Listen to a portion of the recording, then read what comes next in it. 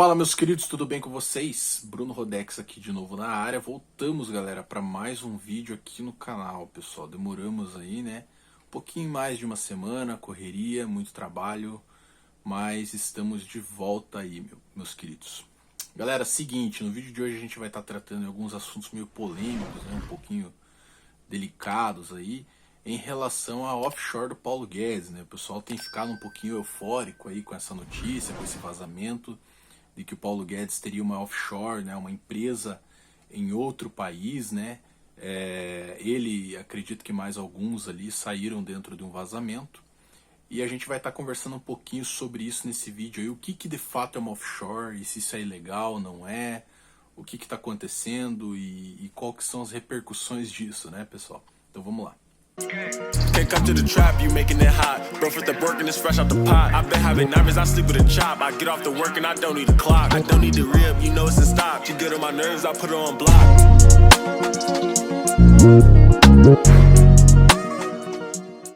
Galerinha, então para começar, né, a gente tem que tirar já de campo o que é uma offshore. Um offshore, pessoal, nada mais é do que uma empresa aberta em algum país que tenha, no caso, tributos menores que o país de origem dela, né?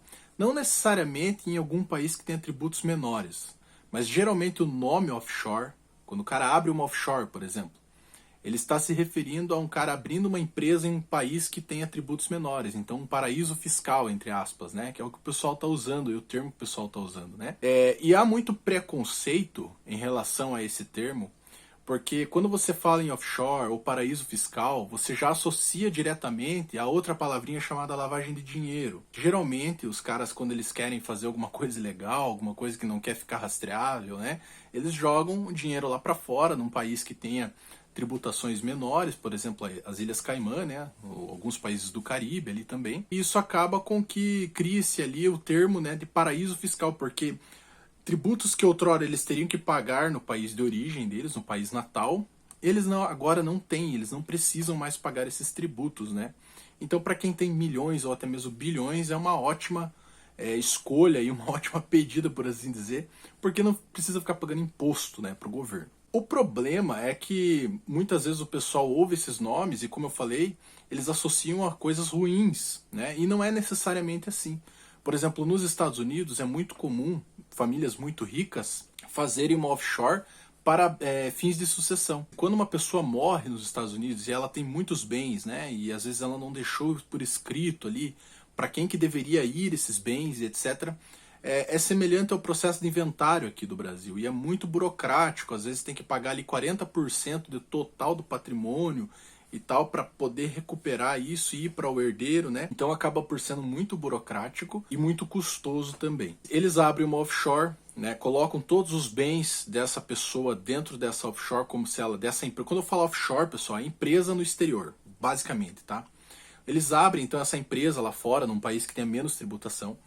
E quando o dono dessa empresa morre, né, é automaticamente passado para o filho ou para quem estiver ali na linha sucessória, né, dessa família ou dos donos dessa empresa. E não precisando assim ter muitas burocracias. Lá nos Estados Unidos isso é muito comum, né, não somente lá, aqui no Brasil também tem algumas famílias ricas aí que têm esse sistema, né, de offshore para sucessão de bens, etc., para ser menos burocrático. Qual que é o X da questão aqui, né? Só para eliminar essa questão da offshore já de vez aqui do nosso vídeo, para a gente poder partir para o que interessa. Por que esse termo existe? Porque existem países que cobram muitos impostos, né? Vamos colocar o Brasil. O Brasil é um dos países que mais tributa no mundo. Acho que só fica atrás da Alemanha, se eu não estou enganado. Arrecada trilhões aí de tributos por ano, né? Eu estava dando uma olhadinha lá que a arrecadação para 2022 está prevista em 4 trilhões. Então imagine o que é 4 trilhões de reais, é muito dinheiro. Isso somente de impostos. Então pensem agora num país que não tem essas cargas tributárias. Qual que é o objetivo desses países? Eles abaixam as cargas tributárias, abaixam os impostos lá embaixo, quase zeram. Alguns países do Caribe, por exemplo, zeram impostos em algumas modalidades, para justamente atrair pessoas com dinheiro para dentro desse país, para fluir dinheiro dentro desse país. Porque quanto mais dinheiro fluindo, e eu não estou falando aqui, como eu falei no meu outro vídeo sobre a inflação, de dinheiro impresso nas ruas, sendo usado pelo povo e tal, Eu estou falando de dinheiro entrando, de valor sendo acumulado no país, né? Quanto mais valor você tem entrando dentro de um país, obviamente que é melhor para aquela economia, faz girar mais a economia. Então esses países eles zeram os impostos justamente para atrair essas pessoas que têm milhões, bilhões, trilhões de dólares, né, e queira colocar lá para justamente fugir dessas tributações altíssimas que em alguns países são obrigados a pagar. Existe até um plano, né, já bem consolidado aí e tal, já está sendo discutido em alguns fóruns, por exemplo, o Fórum Mundial de Davos lá, né, que eles fazem anualmente lá, de colocar um imposto mundial, né, de 15%, né, para multinacionais, para empresas multibilionárias, etc., justamente para evitar esse tipo de movimentação monetária para esses países que são considerados paraísos fiscais, por assim dizer. É bom deixar claro, pessoal, a minha posição quanto a isso. Eu acho um absurdo essa questão de impostos altos, tá? Se você for parar para pensar no Brasil, 90% de tudo que a gente compra aí é quase imposto, né, cara? Então, por exemplo, um carro, 40% do carro é imposto, né? A própria gasolina, o pessoal comentou lá no vídeo da gasolina, que eu esqueci de falar sobre os impostos da gasolina, sobre os ICMS, né? Que também pesam muito ali na hora do consumidor ir lá e colocar gasolina no carro, né? Então o imposto no nosso país, na nossa realidade, ele é absurdamente alto, pessoal. E logicamente, você tem um imposto altíssimo, você tem uma arrecadação altíssima, você tem também um país que gasta muito. Você tem um país que gasta muito dinheiro e não aplica bem. Isso é fato, né? Todo mundo sabe a história do dia a dia do Brasil, né? Não é verdade? Então, galera, partindo, né, deixando tudo isso para trás agora, explicado o que é uma offshore, né, o que é realmente essas coisas, etc. E tirando, né, essa questão de preconceito, porque se eu tivesse milhões, bilhões de dólares e eu tivesse a oportunidade de abrir uma offshore para colocar um pouco do meu patrimônio lá fora para valorizar, obviamente que eu faria, porque essa não é uma movimentação ilegal, galera. É sempre bom deixar claro isso, tá? Não é ilegal você ter uma offshore, tá certo? Por que há esse preconceito no Brasil? Durante a época do Cruzeiro e da troca do Cruzeiro para o Real, foi em alguns momentos proibido mandar dinheiro para fora. Foi em alguns momentos proibido você comprar dólar. Por quê? Porque o Cruzeiro estava tão desvalorizado que o governo não tinha mais meios de segurar, fazer com que o povo segurasse o dinheiro, né? O pessoal que tinha valor monetário alto, que tinha dinheiro de verdade, estava trocando a dólar a rodo. Então, o governo então cria ali algumas janelas, né, em alguns períodos do ano que era proibido, né, fazer essa realização monetária, essa troca monetária, né, do cruzeiro para o dólar. Depois que veio o real, eles tentaram segurar um pouquinho, mas não conseguiu. Acho que a partir do segundo ano já tiveram que abrir a porteira porque realmente não conseguiram, né? Tanto que a paridade real e dólar ele durou bem pouco, né, pessoal? Até postei no meu Instagram essa semana aí um videozinho de comemoração do segundo mês do real, né? O que dava para comprar com R$1 quando fazia 2 meses que o real existia, né? Bem legal, dá uma olhadinha lá. Meu arroba tá aqui em cima em algum lugar aqui. Já aproveita e deixa um follow e um like lá para fortalecer. Então, galera, partindo agora pro que interessa, né? O Paulo Guedes. O que acontece? Eu nem vou falar sobre os outros nomes, tá? Porque eu acho que o Paulo Guedes é o que tá causando mais polêmica aí, né? Justamente por ele ser ministro da economia e querer taxar todo mundo, querer colocar um monte de imposto aí na galera, e ele tem uma offshore lá fora, né? Já vou falar sobre isso. Então, pessoal, o que rola? O Paulo Guedes hoje, se você for pesquisar aí na internet, eu acredito que esse seja um valor estimado, porque não tem como saber de verdade, né? O cara tem sigilo fiscal, obviamente. Mas o que o pessoal fala aí é que ele tem, em média, 150 milhões de dólares em patrimônio, tá? E o que é 150 milhões de dólares em real? Seria aproximadamente 800 milhões de reais, quase 1 bilhão aí. Ele então, em 2014, abriu essa offshore, segundo os vazamentos, e colocou lá 9,55 milhões de dólares nessa offshore. Obviamente que eu não sei se ele continuou investindo lá, não procurei saber, tá? Se ele continua aportando lá. Eu acho que não, acho que ele colocou, porque é prático deles fazer isso, esses caras que têm muito dinheiro. Eles colocam uma vez lá fora, 10%, se você for olhar ali em questão de porcentagens, né? Se o patrimônio dele estiver correto, 10% mais ou menos do patrimônio total dele. Então é uma questão de proteção, tá? Já entra aí nessa questão.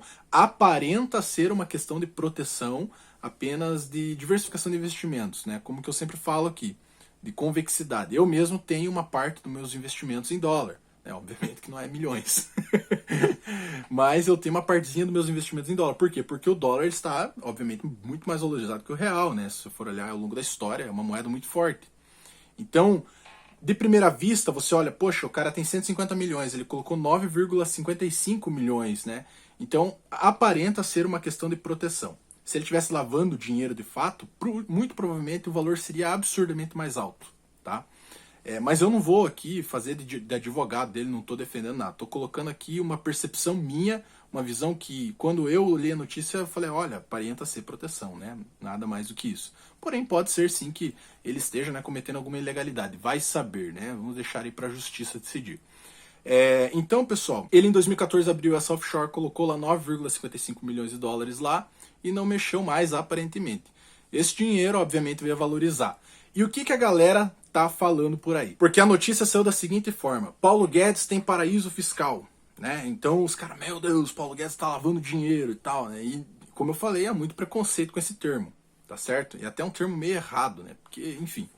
Mas enfim, o pessoal já achou que ele estava lavando dinheiro, tá? E se ele está, eu não sei, tá, pessoal? Mas o fato é que o que eu observei nas últimas semanas, né? Na última semana aí que se decorreu dessa notícia. O pessoal que apoia bastante o governo, é bem fanático assim e tal, em apoiar o Bolsonaro, o governo Bolsonaro e etc, em geral, acabou por tentar achar um culpado pela economia estar em frangalhos, tá certo? Essa que é a realidade. Eles estão agora tentando direcionar a culpa. Não, o cara destruiu a economia do Brasil porque ele queria que o dinheiro dele na offshore valorizasse. É isso que eles estão falando. Eu vi essa narrativa, tá, gente? Eu não estou inventando, eu vi essa narrativa. Então, assim, é uma narrativa totalmente fora da realidade, totalmente desconexa da realidade, tá? Me perdoem aí se vocês que estão assistindo esse vídeo nesse momento acham isso, tá? Mas realmente não tem... O cara não é um ser maquiavélico, né? Eu não acredito nessas personalidades maquiavélicas. O cara vai destruir a economia no longo prazo para que o dinheiro dele valorize lá fora. Galera, pare e pense. Há formas muito mais fáceis de se roubar dinheiro dentro lá, quando você está dentro do governo. É só a gente olhar para trás aí durante o governo PT, o que aconteceu com o Brasil, tá certo? Então assim, pessoal, o que eu acho, na minha opinião, que ele está fazendo errado, tá? Que ele está errando. Ele está errando em o quê? Em colocar dinheiro lá fora e querer taxar todo mundo aqui no Brasil, tá certo? Eu falei na live lá com o nosso amigo Jubanski aí, né, que é parceiro aqui do canal, que eu acreditava no Paulo Guedes. Eu ainda acredito, de certa forma, que ele possa sim fazer algo benéfico para o Brasil, porque eu sei que, no fundo, ele é liberal. Só que eu vejo que ele está tão amarrado dentro do governo que ele não tem muito o que fazer. Qualquer plano que ele vai tentar passar, muito provavelmente não vai passar no Congresso nem no Senado. Só que o plano tributário, a reforma tributária que ele queria passar, era um desastre. Se tivesse passado, olha, muito provavelmente não ia mudar quase nada. E o que a gente esperava, né? O pessoal mais liberal esperava do Paulo Guedes quando ele foi anunciado como ministro no caso da economia? Era de que ele fosse diminuir, né, burocracias e impostos, que de fato ocorreu em algumas áreas. O governo Bolsonaro vem fazendo isso, né, recorrentemente. Porém, o mais importante de tudo, fazer uma reforma tributária para que, não para zerar os impostos no Brasil, porque isso é impossível, mas para tornar o sistema mais enxuto e mais simples, porque o nosso sistema é um dos sistemas tributários mais complexos do mundo. Você tem impostos sobre impostos, por isso que o produto final é caro, né? O produtor paga imposto, o cara que vai lá pega do produtor, distribui e paga imposto, o vendedor que pega do distribuidor paga imposto, e você como consumidor paga imposto comprado do vendedor. É um absurdo, cara, o nosso sistema tributário, é uma loucura. Entendeu? Então, quando foi anunciado Paulo Guedes como ministro da Economia, o que a gente esperava dele era que ele reformasse esse sistema, colocasse o sistema melhor, né? Sistema, sei lá, parecido com os Estados Unidos, que é imposto direto na renda, ou até mesmo um sistema semelhante ali a alguns países europeus. Tem como você arrecadar bem dentro de um país sem estourar o bolso do cidadão, como está acontecendo, né? Porque a realidade hoje no Brasil, por causa da inflação, muitas pessoas estão tendo que trabalhar 3 empregos, 2, 4 empregos aí para poder manter mais de um salário, porque não vence, né? O valor da cesta básica, por exemplo, aí vi uma matéria esses dias, já está bem acima do salário mínimo. Então a inflação está aí, tá certo? E os impostos estão aí também, então tá tudo estourado, a nossa economia está estourada, essa que é a realidade. E tentar achar um culpado para isso não vai ajudar, não vai ajudar, porque todos os países do mundo estão passando por um processo semelhante. Você tem aumentos de combustíveis ali na Europa que chegam na casa dos 300%. Você tem uma taxa de desemprego nos Estados Unidos aumentando a cada dia. Então todos os países estão passando por uma certa crise. Tá? O Brasil é que está melhorzinho em relação ali de baixa de PIB, né? É o que está melhorzinho ali em relação aos outros países. Porque os outros países caíram bem mais durante o ano passado, né? Palavrinha que eu não posso falar aqui. Então o problema, pessoal, é que o nosso país hoje está passando por uma crise muito estrutural economicamente e os caras não acham solução, não tem solução. Não tem solução. A solução está no longo prazo. E qual que seria a solução imediata deles? Cobrar mais imposto. Então, na minha visão, o erro do Paulo Guedes é esse. É querer colocar uma offshore lá fora, para ele não pagar imposto, né? E colocar imposto no povo brasileiro. Porque, como diz o ditado liberal aí, né? Imposto no dos outros é refresco. Beleza? Galera, pro vídeo de hoje é só. Eu ia gravar um vídeo essa semana falando sobre os 6 critérios que eu uso para analisar uma ação, tá? Porque semana passada eu coloquei um vídeo sobre as 4 ações aí e tal, né? O pessoal ficou curioso como que eu escolho as ações e tal, então eu ia fazer um vídeo sobre os 6 critérios que eu uso para escolher essas ações. Porém, entrou esse assunto do Paulo Guedes e eu achei interessante colocar ele antes, tá? Semana que vem vai sair esse vídeo dos 6 critérios das ações, pessoal, que eu uso aí para analisar a fundo as ações. Para você que quer aprender, é conteúdo, gente, de curso pago, tá? Vou entregar de graça aqui para vocês. Então, dá uma força para nós, se inscreve no canal, deixa aquele like aqui para fortalecer, compartilha com os amigos, pessoal, e deixa tua opinião aqui embaixo. Vamos conversar e vamos debater. É nóis. Valeu, falou e até mais.